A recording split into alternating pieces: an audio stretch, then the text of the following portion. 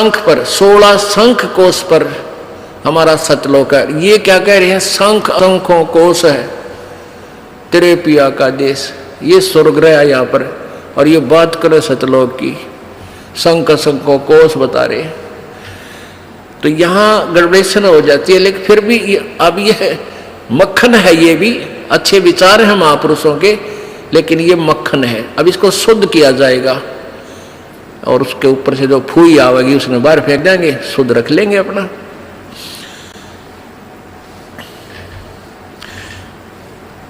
बिन सतगुर ना पाइए घर अपने की राह बिल्कुल के, और संता शरण लाग कह तू सुरत शब्द समा।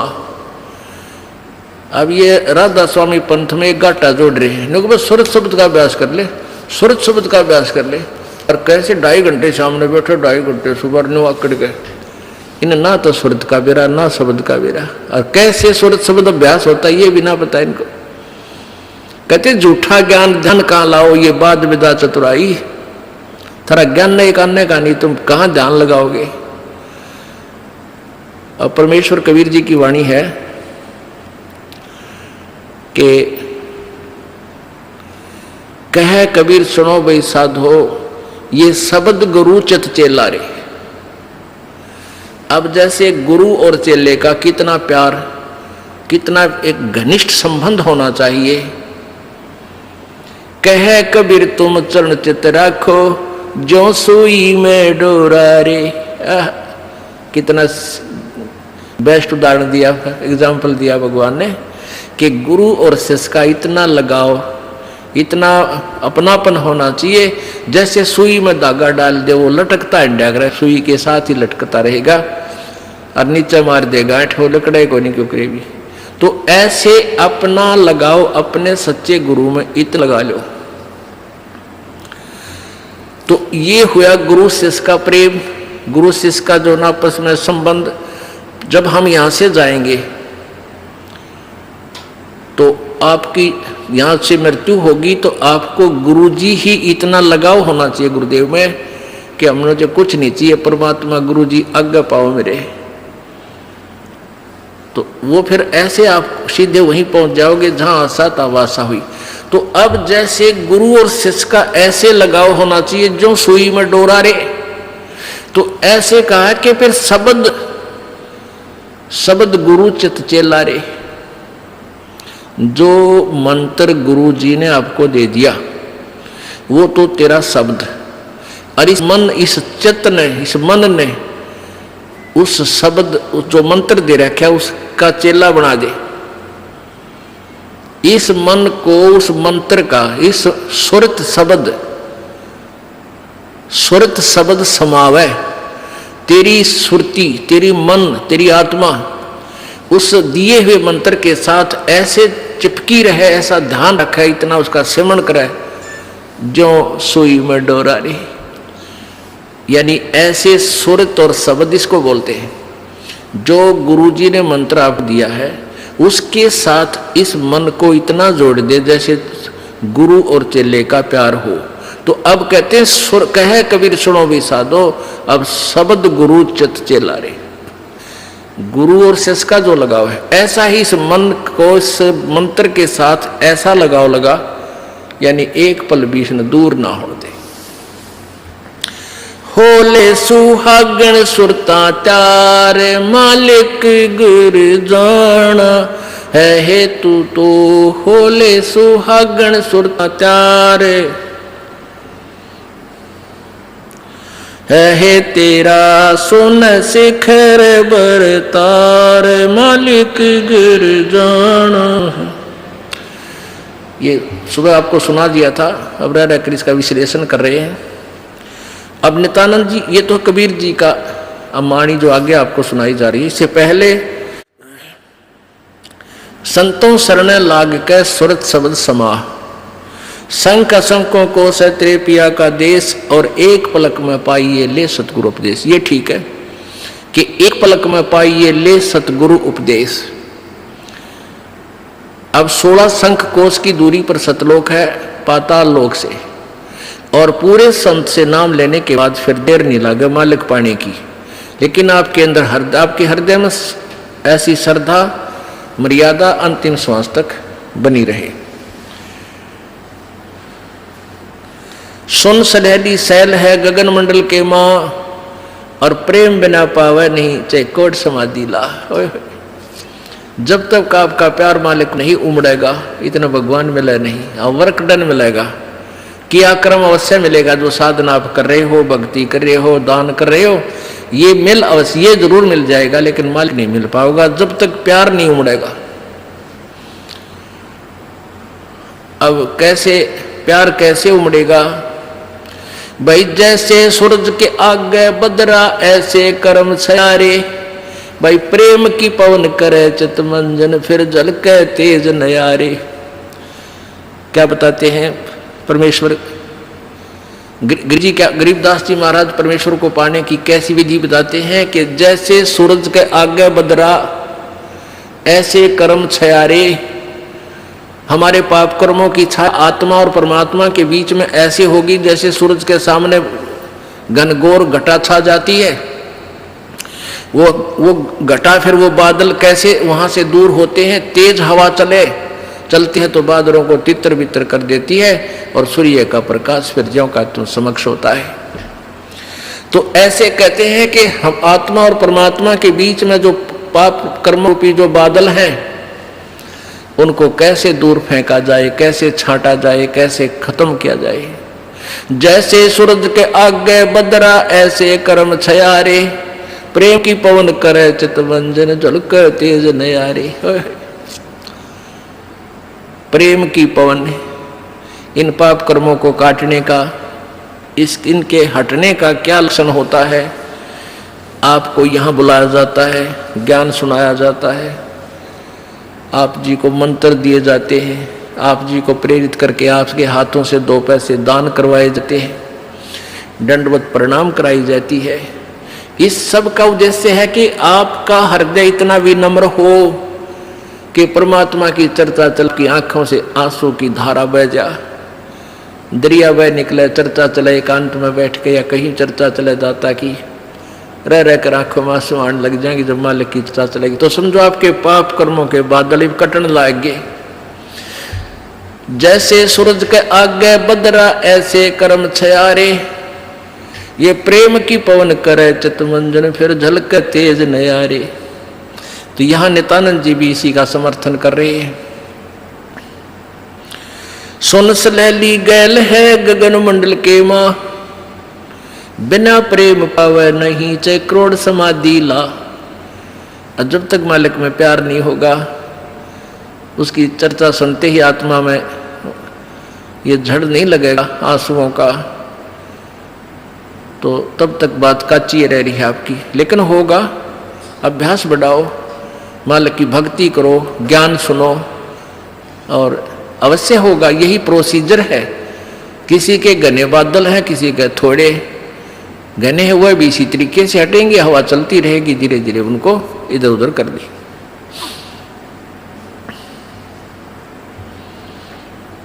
अब आपको बताया था कि जैसे नित्यानंद जी स्वर्ग सत्र के प्लेयर थे। अब जैसे डिस्ट्रिक्ट लेवल पर यानी जिला स्तर पर बच्चे खिलाड़ी खेल खेलते हैं, नियम वही होते हैं उनके एक ही जैसे, और जो राज्य स्तर पर खेलते हैं उनके भी नियम वही होते हैं, लेकिन लाभ गणा होता है। और जो राष्ट्रीय स्तर पर खेलते हैं नियम उनके भी वही होते हैं, और जो इंटरनेशनल लेवल पर खेलते हैं नियम उनके भी वही होते हैं। तो नित्यानंद जी जो बता रहे हैं ये वही नियम वही है। अब क्या बताया उस परमात्मा की यहां जाने का? परमेश्वर क्या बताते हैं? होले सुहागण सुरता त्यार, तुझे माल्य के घर जाना है। अब सुहागण कौन है और पारी कौन है? जिन आत्माओं को पूर्ण परमात्मा संत से प्रभु का नाम नहीं मिला तो वो तो कंवारी है, और जिनको परमात्मा का नाम मिल गया उनकी सगाई होगी परमात्मा से। गुरु बिचौले ने उनकी सगाई करवा दी। अब जिनको परमात्मा का नाम मिल गया तो आपकी सगाई होगी उस मालिक से, पूर्ण परमात्मा से, और गुरु बिचौले ने आपका यू नाता जोड़ दिया। तो इसलिए कहा कि होले सुहागन सुरता त्यार। जो उपदेशी आत्माएं हैं वो सुहागन हैं, और जिन्हें नाम नहीं लिया है वो अभी कंवारी है। और जो सुहागन होगी, जिसकी सगाई हो जाएगी, तो वह इंतजार, वही आशा कर सकती है पिया के घर जाने की। कुंवारी का भी कोई ऊद सूद नहीं होती। लेकिन तरीका यही है पिया के घर जाने का, उनको भी सगाई करवानी पड़ेगी, नाम लेना पड़ेगा, गुरु बनाना पड़ेगा। तो उन सुहागन आत्माओं को, उपदेशी आत्माओं को परमात्मा कहते हैं होले सुहागन सुरता त्यार, तना मालिक के घर जाना है। अब तुझे वहां जाने का तेरा काम बन गया, यानी स्टार्ट हो गया ये प्रोसीजर। ब्याह भी होगा, सगाई हुई है तो ब्याह भी होगा, ब्याह होगा तो फिर सारा काम होगा, पति के घर भी जाएंगे। तो हम स्टार्ट कर चुके हैं, हमारा काम शुरू हो गया। फिर क्या बताते हैं, होली सुहागन सुरता त्यार, तुझे मालिक घर जाना है, तेरा सुन शिखर बरतार। सुन शिखर यानी शिखर माने चोटी में, सुन माने सब, जहां कोई और नहीं, केवल वही एक मालिक और उसका लोक है। सबसे टॉप मोस्ट प्लेस पे वहां तेरा पति, तेरा भरतार, तेरा मालिक है। सतलोक में सत्य पुरुष है। वहां क्या बताते हैं, रंग महल में रास बिलास अपार है, चलो सकी उस देश सुकंत हमार है। उस रंग महल में सारे ठाठ बाट हैं सतलोक के अंदर, और चलो सखी वहां अपना वो मालिक पति है, वो अपना कंत है, अपना प्रभु स्वामी मालिक है, उस लोक में चलो। नहले धोले ओढ़ पैर लेकर 16 सिंगार, आज नहीं ते तड़के परसों तेरे आवेंगे लनियार। अब नहाना क्या है, धोना क्या है, इस सत्संग रूपी दरिया में, गंगा में अपने अंतःकरण के मैल साफ करे। ओढ़ पैर ले, यहां क्या ओढ़ना है, क्या पहनना है, कौन से आभूषण हैं कि साधु जैसा भाव आपके अंतःकरण का दिखे, भक्ता कैसे लक्षण हो, ये तरह ओढ़ना है। और शील, संतोष, विवेक, दया, भाव हैं, ये इस प्रकार के 16 तरह आभूषण है। जो एक जैसे लड़कियां, वैसे ही उदाहरण देने पड़ते हैं उन्हीं के आधार से। लड़कियां शादी जब हो जाती है तो आभूषण पहनती हैं इसलिए कि तू अपने पति को अच्छी लगेगी। तो परमात्मा हमारा पति है, वो हम उसको कैसे अच्छे लगेंगे जब हमारे ये आभूषण होंगे। नम्रता होगी, दया होगी, शील, संतोष, विवेक से हम चलेंगे, किसी की आत्मा नहीं दुखावेंगे, हैं, दान धर्म करेंगे, सेवा करेंगे, तो तब उस मालिक को हम अच्छे लगेंगे, पसंद होंगे, तब वो हमें स्वीकार करेगा। और सुमन, ध्यान, भक्ति, ये पांचों यज्ञ करके अपनी कमाई करके अपना दहेज बना ले। फिर क्या बताते हैं, आज नहीं तो तड़के परसों, या अब तेरा कभी ना कभी जाने का समय अवश्य आएगा। तेरे साथ की कितनी जाली तू क्यों लारी वार, और बिया खेलत न जन्म खो दिया लाया नहीं विचार। पहले हम बालक से थे, आजकल तो वो सारा छूट गया प्रोसीजर, तो मॉडर्न सिस्टम हो गया। बालक खेल भी गेला, कंप्यूटर तो खेल रहे हैं। पहले क्या था, हम छोटे छोटे बालक थे, उस समय जैसे दहेज देते थे लड़कियों को, तो उनका के देश था, ऐसे कोई क्या करते थे, लड़की को भेजना होता था तो उसके लिए कपड़े लाते, तो उसको क्या बताया जाता था कि इसको आगे वाली, इसकी जो ना सास, ननंद, पितृ और आसपास की जितनी लेना देना होता है, तो उनकी न्यों क्या करते, 40 तीड़ आग्नेया की लाइयो, 40 सूट। तीड़ तना समझते होंगे आजकल के बच्चे, पहला घाघरा हुआ करता है सब आया, और उसको ऊपर एक कुर्ता, एक चुंदड़ी, उसने के लिए बोलिया करते। तो नो क्या करते ये 40 और पहले दिखा करते उसको भेजने से पहले लड़की को गांव की औरतें आती थी गीत गाती हुई और वो देखा करती ये 40 तगलियाँ की हैं, ये 20 पछलियाँ की हैं, ये फलानियाँ की हैं, ये छोरी के हैं, ये दूसरे ससुरे की हैं। तो ऐसे बताते थे। तो वो छोटी लड़कियाँ होती थी ना, छोटी छोटी, पहले स्कूल स्काल कोई जाता नहीं था, वो अपने में टाइम पास कराया करती, कहता गोबर बिटोड़ा करती ना। फिर वो छोटी होती तो क्या करती थी, वो छोटे छोटे टुकड़े कपड़े सिलने के बाद दर्जियों पास हो जाते थे, उन इकट्ठे कर लेती और उनके ऐसी सतह बनता करके और 40 तन्यारी गिणकद डाल लेती, एक गठड़ी बांध कर उसमें, और 20 न्यारी धर लेती न्यू का, और एक गुड़िया बना लेती, एक खिलौना बना लेती, एक गुड़िया सी खिलौने की स्त्री सी, और उस गुड़िया ने फिर गेला गुड़िया ने बांध देती गठड़ी में, ये इसकी तीड़ अगलियाँ की, ये पछलियाँ की।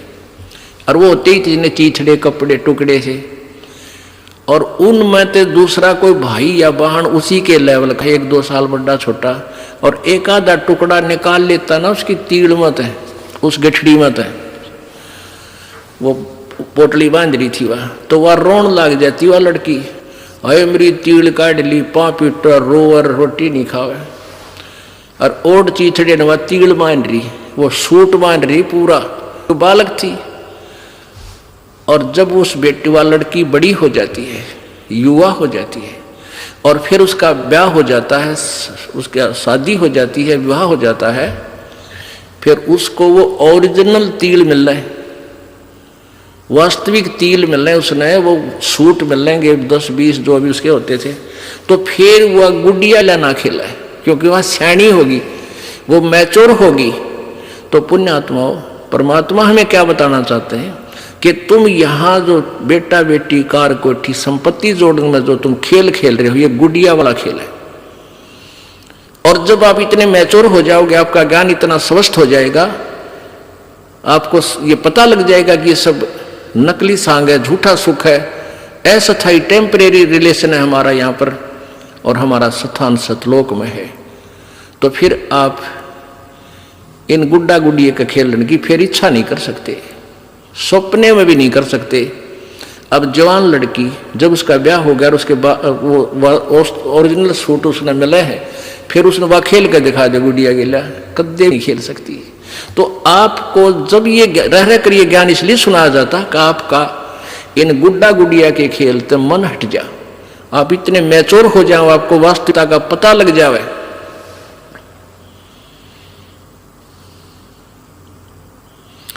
तेरे साथ किए कितनी जाली, तू क्यों लारी वार, गुड़िया खेलत जन्म गवाया, लाया है नहीं विचार, मालिक घर जाना है। कितने ते गुड़िया खेल खेल जन्म खो दिया अपना सारा, ये कार कोठी बेटा बेटियां की जोड़ तोड़ में लगा रहा। अब उस सच्चाई से परिचित हो, फिर पुनः इन गुड़िया से नहीं खेलेंगे। अब तो चलो हैं, अब का जावे कहाँ, फिर भक्ति से ज्ञान से और कुछ ही समय दिनों में ऐसा समाधान आपका प्रभु कर देगा। बालक बच्चे भी आपके भगवान से डरने वाले, महात्मा की भक्ति करने वाले होंगे, और कुछ दिनों में आपको फ्री कर देगा प्रभु। अब भक्ति करें, बच्चे इतने बुद्धिमान समझदार हो जाएंगे, भगवान से डरने वाले होंगे कि भी माता पिता ने अपना पूरा काम कर दिया, अभी इनको डिस्टर्ब ना करो। और वो परमात्मा से विश्वास करने वाले होंगे कि भी हमारा किया हमें मालिक जरूर देगा। तो इस प्रकार आपको फिर यहाँ से निकालने का एक सुअवसर परमात्मा देगा, और तभी आपका मोक्ष संभव है। तो ये परमात्मा ही करवाएगा, अपने इसके चरणों में पड़ा रहना है। कैसे? द्वार धनी के पड़ा रहे, धक्के धनी के खावे, 100 काल चक जोल ही पर, द्वार छोड़ ना जावे। इसका यही तरीका फार्मूला बताया है कि अपने सच्चे सतगुरु के द्वार से दूर नहीं हो जा। चाहे कितना झटके पटके काल दे, आपको छोटी मोटी हानि भी होती दी होने दे, कोई वो भी मालिक की रजा है, उसमें आपके ना ही होने में आपका हित होगा, ये सत्य कर मान लेना। तो फिर आपने हर पहलू को अपनाना होगा कि राज्य क्रमता राम की रजा धरे जो शीस, दास गरीब दरस परस तिन बैठे जगदीश। कच्चा हीरा कृच हुए नहीं सह गण भार, और ऐसा मन ये हो रहा वहां लेख ले करता रहे। एक हीरे की परख करने का क्या तरीका बताया है। ऐरण के ऊपर एक लोहे का ऐसा थंब बसा हुआ धरती में गाड़ी रखा हो, इतना ऊपर वो 8 बाई 8 इंच चौड़ा उसका ऊपर का सरफेस होता है, और ऊपर तक घन इतना बारा 2 दड़ी पक्केगा लोहे का डंडे में और उसको न्यू मारा करें। ऐरण के ऊपर लोहे के उस ऐरण पर रखकर लोहे के उस पटड़े से पर हीरा रख दिया जाता है, और ऊपर से घन ठोका जाता है, और हीरे का निशान भी नहीं हो तो वो पक्का है, और जब वो कच्चा है तो क्रच हो जाएगा, उसमें निशान पड़ जाएगा, टूट फूट जाएगा। तो कहते परमात्मा तुम्हारा वहां ऐसे परीक्षा लेगा, आपको यहां से पार करने के लिए ऐसे घण मार के देखेगा।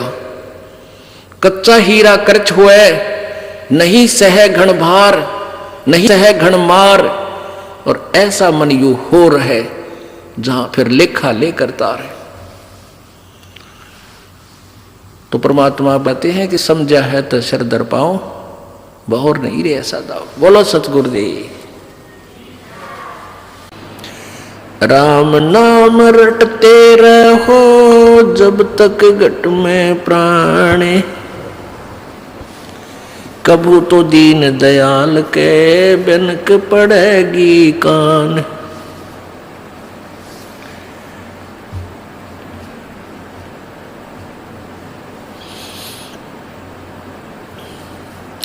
परमपिता परमात्मा पूर्ण ब्रह्म सर्व सृष्टि रचनहार कुल मालिक कबीर देव कबीर साहब कबीर अल्लाह, अल्लाहु अकबर, ये वही परमात्मा है जो बनारस में काशी में भारतवर्ष की पवित्र भूमि पर 120 वर्ष तक रह करके अपने तत्व ज्ञान का प्रचार किया, और एक जुलाहे की भूमिका की, और साथ में वो परमात्मा पूर्ण ब्रह्म है और एक तत्वदर्शी संत का रोल भी किया। यथार्थ ज्ञान का प्रचार करने के लिए वो परमेश्वर सतलोक से चल कर आते हैं अपने निज स्थान तक। वो परमात्मा हमें याद दिलाते हैं कि तुम यहाँ के रहने वाले नहीं हो, और तुम भूल चुके हो अपने निज स्थान को, जहाँ तुम रहते थे वहाँ तुम बहुत सुखी थे, या कोई सुख नाम की वस्तु तुम्हें नहीं है। प्रत्येक प्राणी सुख की खोज में लगा हुआ है। कोई तो जिसके संतान नहीं है वो सोचता है कि मेरा संतान हो जाए मैं सुखी हो जाऊंगा। जो निर्धन है वो सोचता है मैं धनवान हो जाऊं मैं सुखी हो जाऊंगा। कोई व्यक्ति है जिसके पास थोड़ा बहुत धन है वो सोचता है कि मैं कोई एमएलए मंत्री बन जाऊं मेरी मौज हो जाएगी।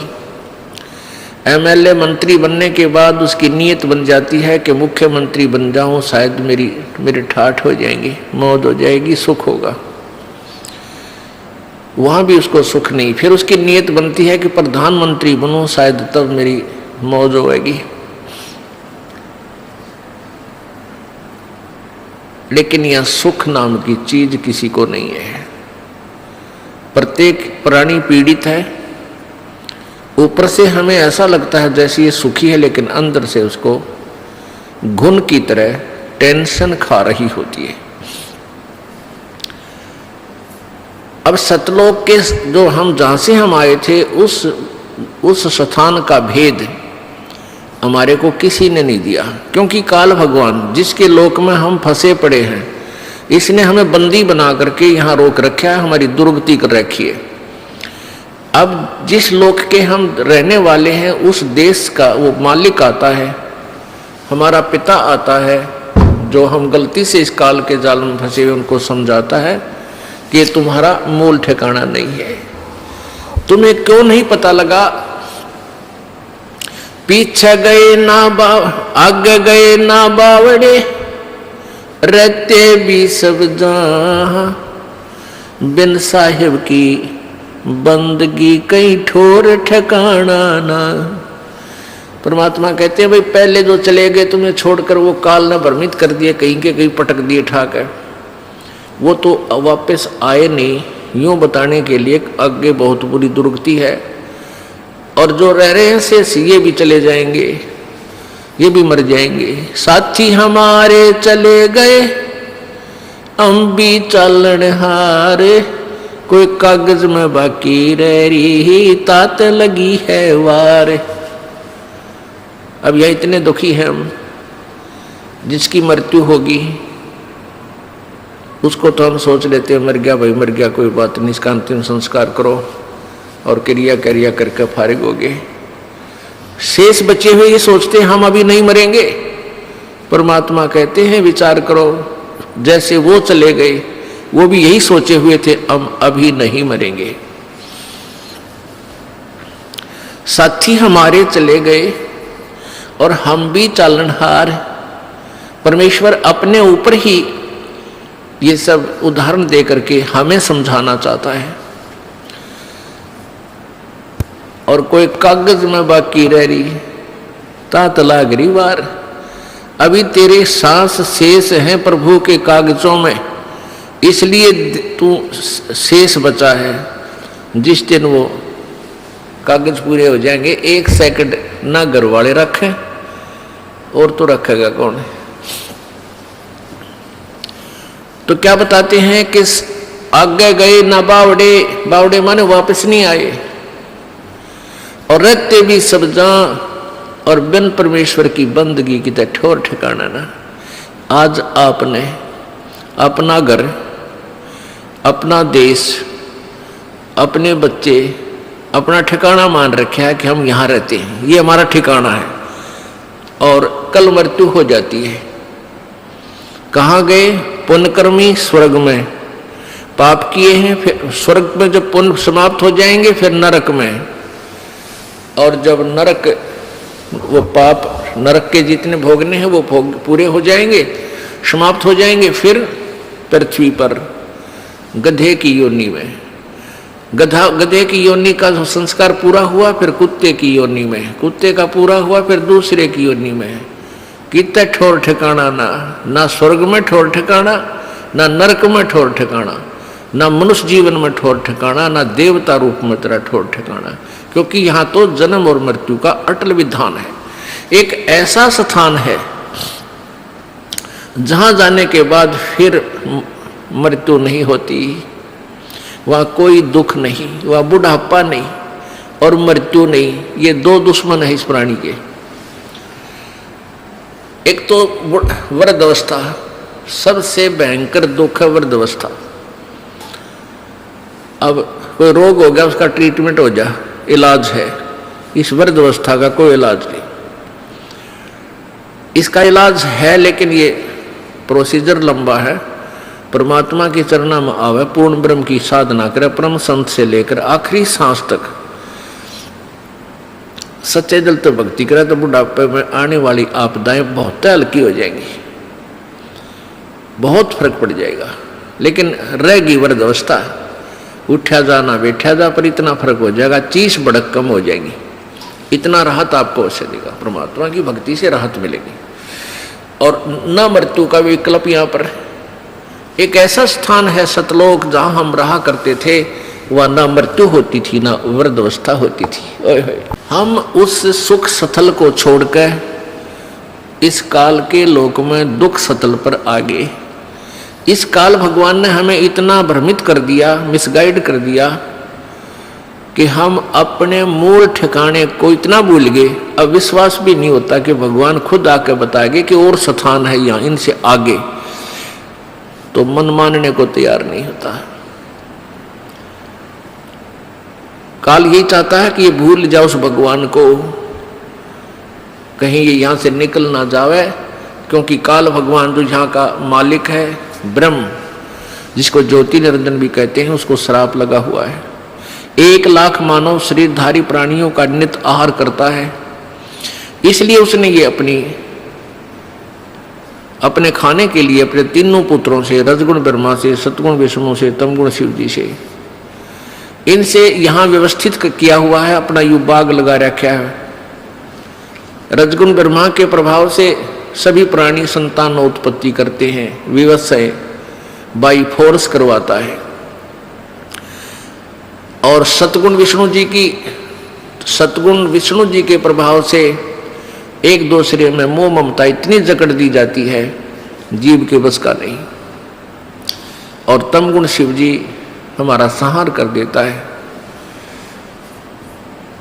तो ये काल भगवान नहीं चाहता कि कोई प्राणी परमात्मा के बारे में जान सके, भ्रमित ज्ञान करवाता है, अपने दूत संत भेज के उल्टा ज्ञान की कथा सुनवाता है, पूरे समाज को शास्त्र विरुद्ध ज्ञान से रंगवा देता है।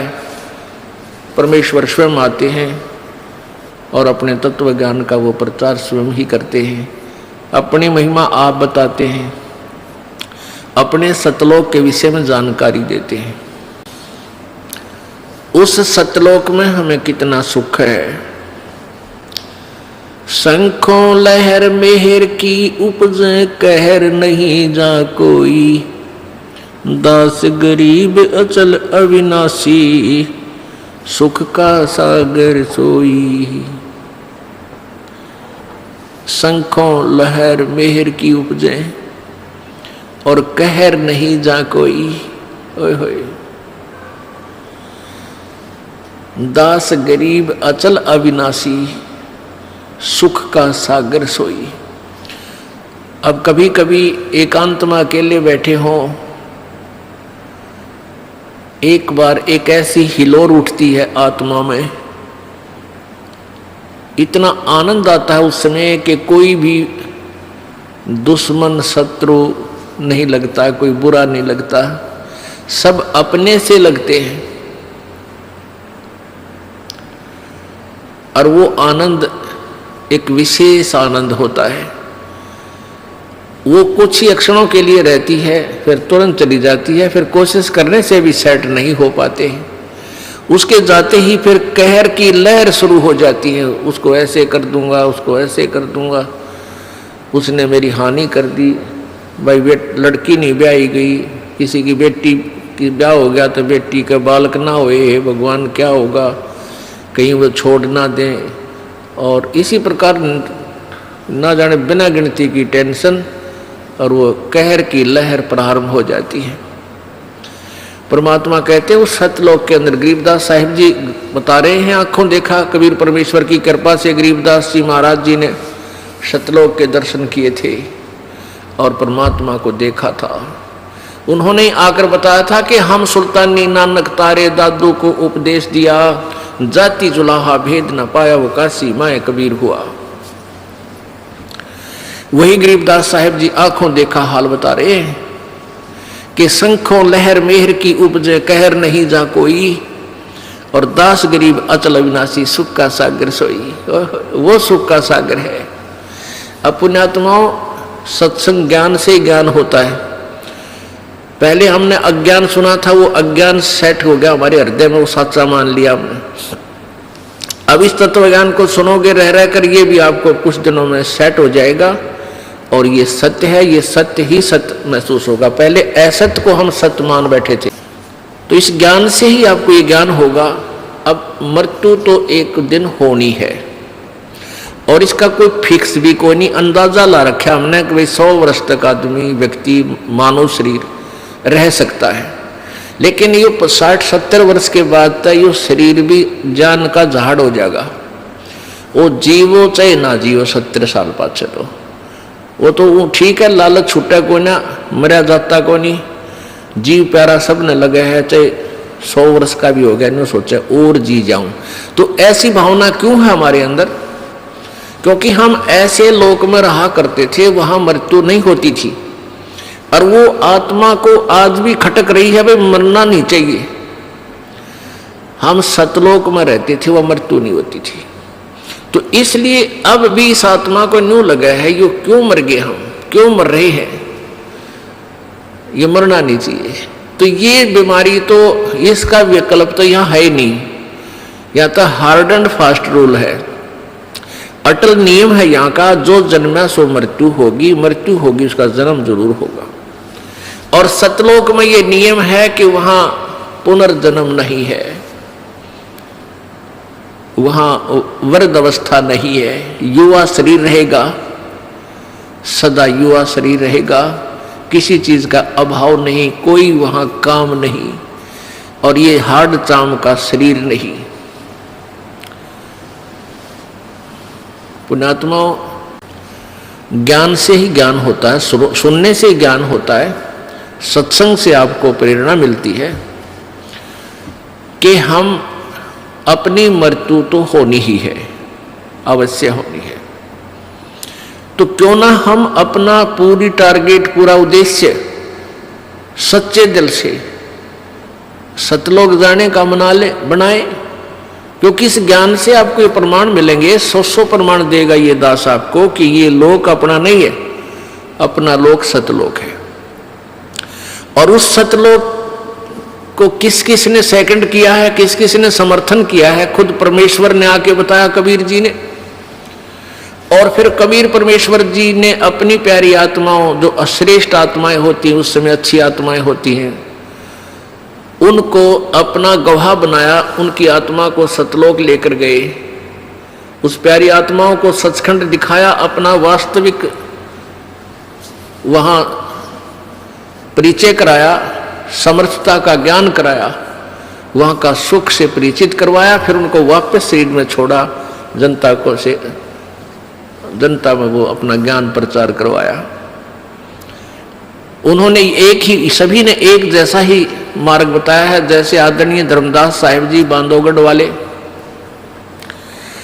आदरणीय मरुकदास साहिब जी, आदरणीय दादू साहिब जी, आदरणीय नानक साहिब जी, जिससे सिख धर्म का उत्थान हुआ, आदरणीय गीसादास साहिब जी, आदरणीय गरीबदास साहिब जी, इन सभी पुण्यात्माओं ने परमात्मा को पाया। इन्होंने सचखंड सतलोक आंखों देखा और फिर वापस आकर के उस अनुभव की आंखों देखे, उस परमात्मा की शक्ति समर्थता का अपने अमरवाणी में कलम तोड़ विवरण किया।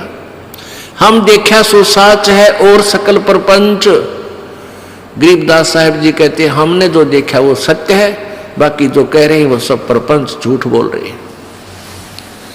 तो पुण्यात्माओं, क्या आवश्यकता थी उन महापुरुषों ने, नानक साहिब जी ने या गरीबदास साहिब जी ने सचखंड के बारे में डंडोरा पीटन की? यदि वो स्थान ना होता तो वो सत्य है। हमने अभी तक जो ज्ञान सुना था स्वर्ग तक, अब स्वर्ग से आगे हमारी बुद्धि काम करे नहीं थी। अब हमें ज्ञान हो गया, अब हम अपना तन मन धन से उस सतलोक में जाने का प्रयत्न करेंगे। पुण्यात्माओं, सुअवसर है। परमेश्वर ने काल से कहा था कि सतयुग में, काल ने कहा था परमेश्वर कबीर जी से कि 3 युगों में जीव आप कम ले जाना, और चौथा युग जब कलयुग आवे तब तब शरण जीव बहु जावे। ऐसा वचन हर मोय दीजै, तब गवन संसार ही कीजै।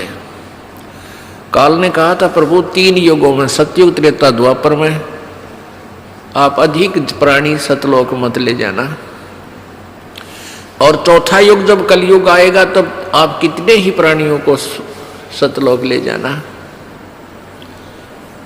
तो परमात्मा ने कहा ठीक है तथास्तु। तो उस परमात्मा के उस वचन अनुसार, और काल ने भी अपने मुख से ही कह दिया कि कितने जीव ले जाना, लेकिन एक और प्रार्थना की थी कि जो आपके ज्ञान को स्वीकार करे आप, वो आपका, और जो आपके ज्ञान को स्वीकार नहीं करे, मेरे ज्ञान को स्वीकार करे, वो हमारा। आप उसको बाई फोर्स मत ले जाना, अपना ज्ञान दे करके अपना बनाना। तो इसलिए पुण्यात्माओं, अब जो परमात्मा की इस अमर वाणी पर जो विश्वास करेगा वो परमात्मा का हो जाएगा, और जो इस वाणी को नहीं समझेगा वो काल का है, वो काल का रहेगा। जैसे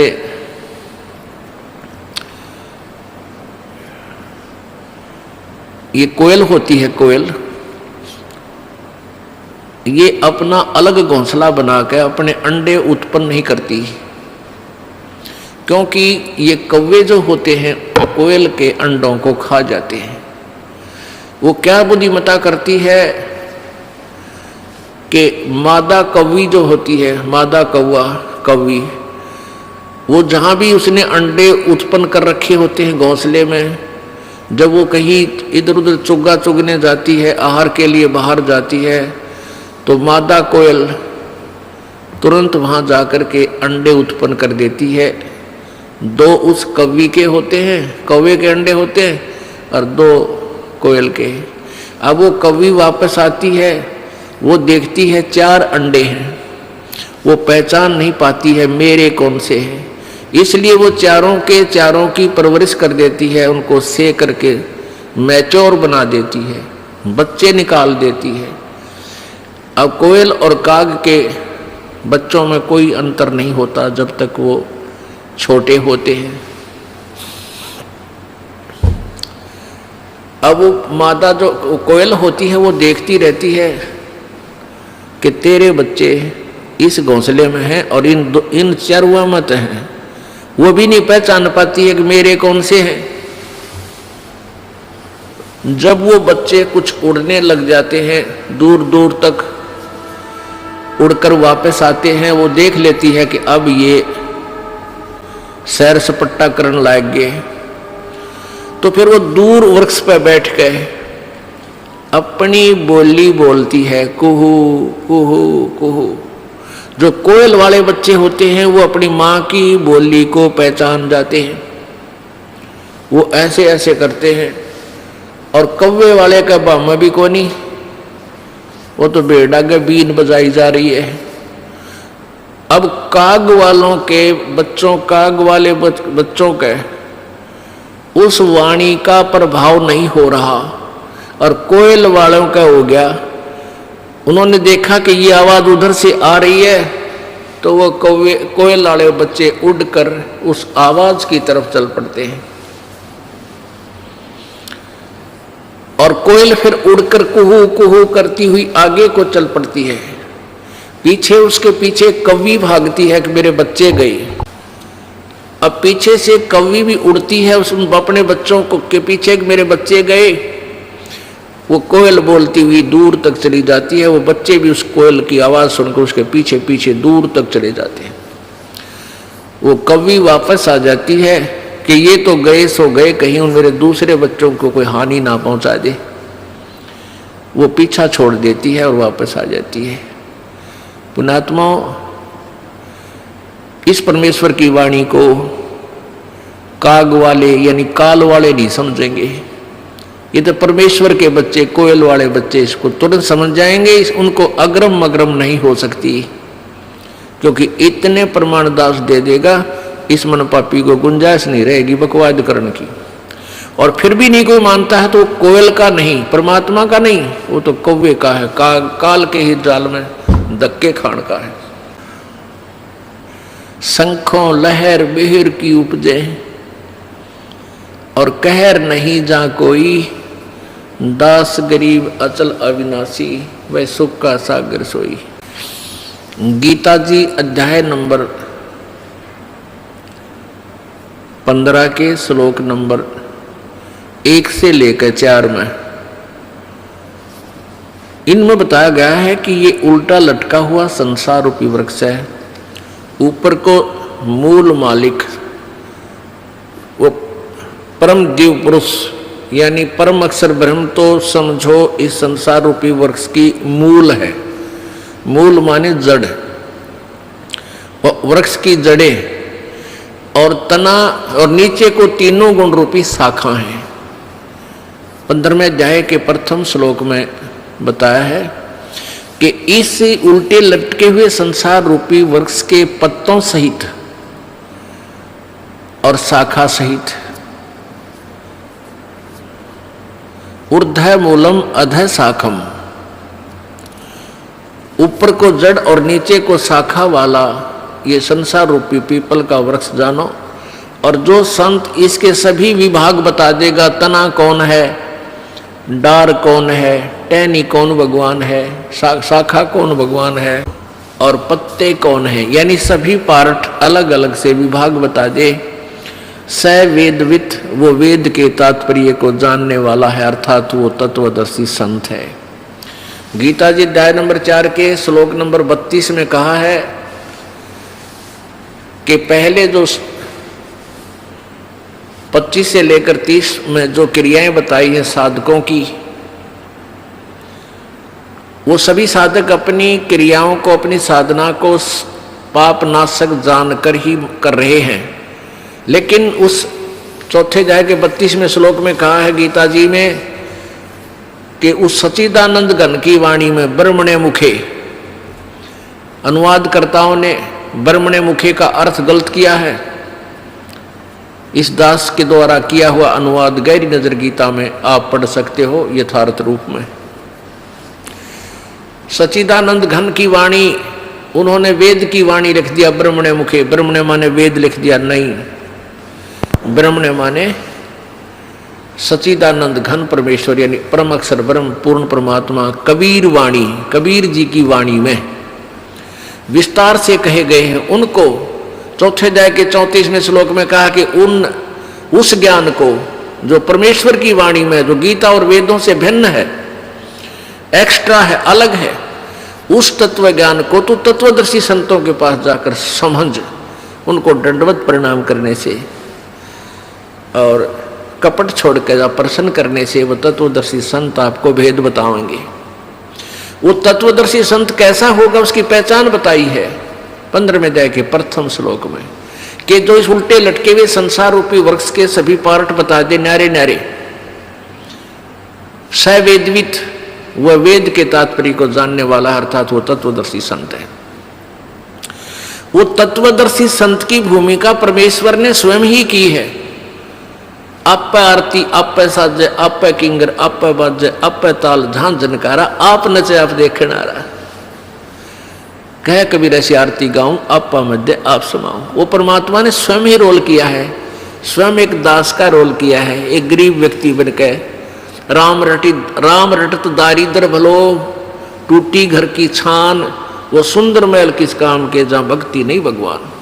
तो परमात्मा ने गरीब से गरीब, पुअर निर्धन की भूमिका की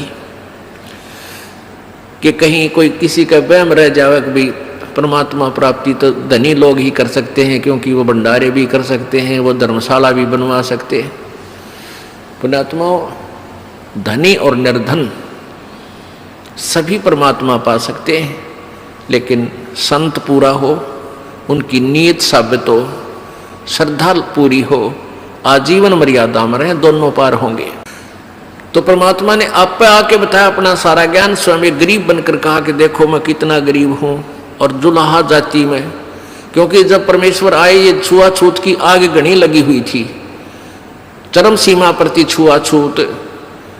इन शूद्र वर्ण के व्यक्तियों से ये ब्राह्मण लोग विशेषकर 10 कदम दूर रहा करते थे और कहते थे ये भक्ति के योग्य नहीं है। परमात्मा ने यही हमारी भ्रमणा तोड़ी थी कि परमात्मा की दृष्टि में सभी आत्मा एक हैं। ये वर्ण और जाति और धर्म तुम बना बैठे भगवान के दरबार में, ना वर्ण है, ना जाति है, ना कोई धर्म है, अलग से धर्म नहीं है, एक ही धर्म है, मानव धर्म। जिसके अंदर इंसानियत है वो धार्मिक व्यक्ति है, अन्यथा नहीं है। और स्वयं ही एक तत्वदर्शी संत की भूमिका की। उस समय के सभी विद्वानों को मालिक ने छक्के छुड़ा दिए थे, लेकिन वह कर्म ठोक मान्य नहीं। वो संस्कृत भाषा जानते थे, समाज अशिक्षित था, इसलिए उन नकलियों का दाव लगा रहा कि कबीर झूठ बोलता है, कबीर जी झूठ बोलते हैं, ये वेदों और शास्त्रों को नहीं पढ़ सकते क्योंकि ये अशिक्षित है। यजुर्वेद अध्याय नंबर 40 के श्लोक नंबर 10 से 13 तक 2 बार प्रमाण दिया है कि वेद ज्ञान दाता ब्रह्म बोल रहा है कि परमात्मा के विषय में विशेष जानकारी वो तत्वदर्शी संत बताएगा, उससे पूछो। इससे सिद्ध है कि वेद ज्ञान से भी अलग कोई और ज्ञान है। उसमें यह भी कहा है कि कोई तो जिसने अक्षर ज्ञान हो गया उसको विद्वान कह देते हैं, किसी ने MA BA कर ली, विद्वान कहला दिया किसी एक लैंग्वेज में या दो लैंग्वेज में, और जो शिक्षित नहीं है उसको अविद्वान कह देते हो। नहीं, विद्वान और अविद्वान की परिभाषा भी वो तत्वदर्शी संत बता होगा। विद्वान किसे कहते? तो कबीर परमेश्वर जी विद्वान थे, वो संस्कृत की भाषा जानने वाले विद्वान कहलाते थे। वो विद्वान नहीं थे क्योंकि उनको अपने संत ग्रंथों का ज्ञान नहीं था, ना वो वेदों से परिचित थे, ना वो पुराणों से परिचित थे जिनकी ओट में डंडोरा पीटा करते। तो परमात्मा ने स्वयं ही आकर बताया, तत्व ज्ञान अपनी महिमा आप पर बताई। अक्षर पुरुष एक पेड़ है, निरंजन वा की डार, ये तीनों देवा शाखा है, भाई पात रूप संसार। परमेश्वर ने स्वयं आकर बताई अपनी महिमा, अपने द्वारा रची सृष्टि का ज्ञान वो स्वयं ही बताते हैं, और को नहीं मालूम बिल्कुल भी। ये अक्षर पुरुष एक पेड़ है, जो जमीन से बाहर नजर आता है उसको पेड़ बोलते हैं। ये समझो एक पेड़ है,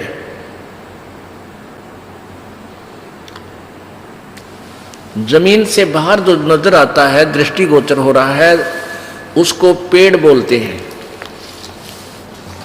तो ये एक पेड़ है। परमात्मा ने क्या बताया है कि अक्षर पुरुष, ये अक्षर पुरुष तना जो है,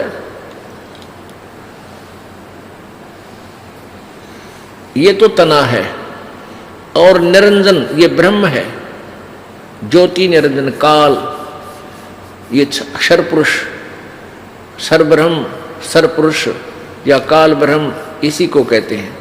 अक्षर पुरुष एक पेड़ है, निरंजन ज्योति निरंजन भी इस ब्रह्म को बोलते हैं। निरंजन वाकी डार, और तीनों देवा शाखा है, भाई पात रूप संसार। अब क्या बता रहे हैं? परमात्मा ने पूरा विभाग बता दिया, और फिर ये जड़ जो बाहर गुप्त है, प्रोक्ष है, जो भगवान, ये जड़ कौन है? ये पूर्ण ब्रह्म परमेश्वर परम अक्षर ब्रह्म है। अब दूसरे शब्दों में हम इसको ऐसे कह सकते हैं, ये पूर्ण ब्रह्म कबीर साहिब है, परम अक्षर ब्रह्म यही कहलाता है। ये संसार रूपी वृक्ष की मूल है, जड़ है। अब इस जड़ से खुराक चलती है, तना में आती है, तना से डार में, डार से टहनियों में, शाखाओं में, शाखाओं से फिर पत्तों में। हम यहाँ पात रूप संसार। अपने आत्मा, ये तत्वदर्शी संत की भूमिका, तत्वदर्शी संत की पहचान बता दी। परमेश्वर यानी गीता बता रही है, गीता जी में ये विवरण है कि तत्वदर्शी संत वो होगा, 15वें अध्याय के प्रथम श्लोक में गीता जी में, जो उल्टे लटके हुए संसार रूपी वृक्ष के पूरे विभागों सहित बता देगा, वो तत्वदर्शी संत है। अपने आत्मा, कई अनजान व्यक्ति क्या कहते हैं